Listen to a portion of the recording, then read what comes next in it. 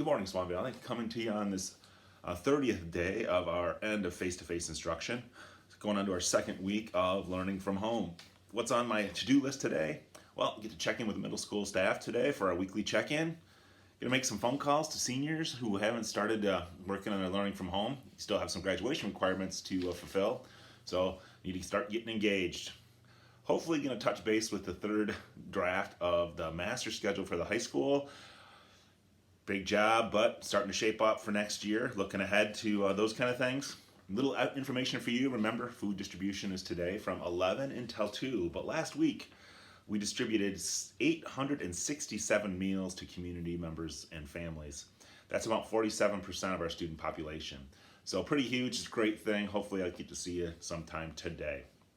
Staying with our Michigan theme for some of these recordings, I still encourage you to check out Destination Michigan. How about Season 10, Episode 5, which profiles Midland, Michigan, and it explores the nation's longest canopy walk in Whiting Forest.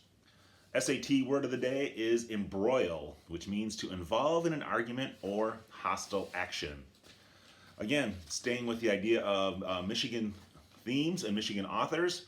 Remember back in elementary or middle school when everybody was reading Michigan Chillers or American Chiller books by Jonathan Rand?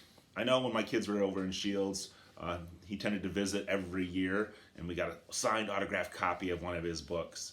Remember those googly eye glasses that he used to wear for the kids shows and get everybody involved? Well, my obvious favorite Jonathan Rand book is The Sinister Spiders of Saginaw, but can't reread that because my wife has it at her second grade classroom in St. Charles.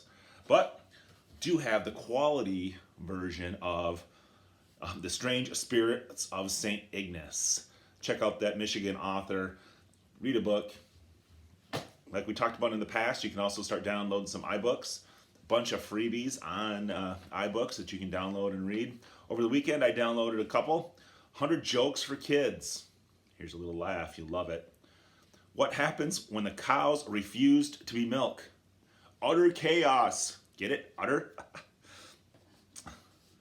Also downloaded Being Mindful, The Game, The Awakening of Ren Crown,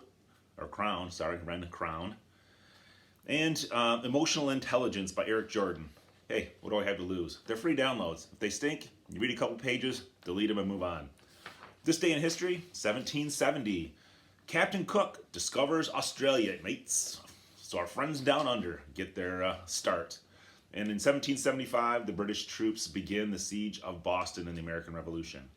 Trivia from last week, Michigan's first governor was Stephen T. Mason. Quick Google got you that answer. When did Michigan become a territory? In 1805.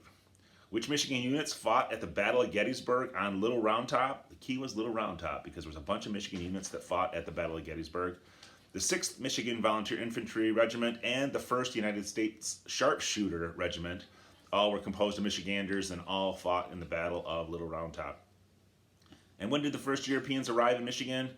1668. Again, the oldest city, Sault Ste. Marie. If you didn't check out the paper edition of the Saginaw News, because I get that freebie in my mailbox every week, hey, check that out. Mr. Stevens, athletic director, got a little press for us. Great photo, and his Friday Night Lights idea was cool.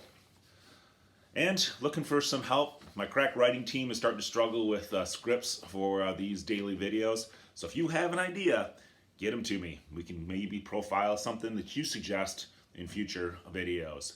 Thanks, I hope you have a great Monday, and we'll see you tomorrow.